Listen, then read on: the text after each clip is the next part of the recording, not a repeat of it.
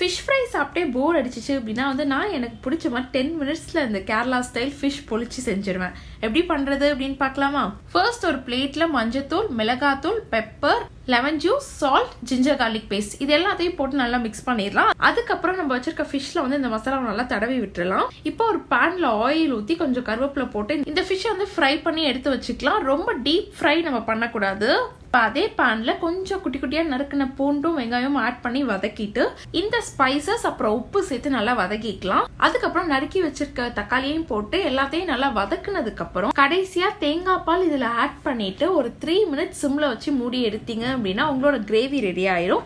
அதுக்கப்புறம் ஒரு banana leaf எடுத்துட்டு அதுல ஃபர்ஸ்ட் நம்ம செஞ்சு வச்சிருக்க கிரேவியை கொஞ்சம் வச்சுட்டு அதுக்கு மேல நம்ம ஃப்ரை பண்ணி வச்சிருக்க மீனை வச்சுட்டு மறுபடியும் அந்த கிரேவியை வச்சிடலாம். இப்போ ஒரு தவால இந்த வாழை இலையை வச்சு 2 பக்கமும் 5 நிமிஷம் சிம்ல வச்சு எடுத்தீங்க அப்படின்னா உங்களோட மீன் பொழிச்சு சூப்பரா ரெடி ஆயிருங்க.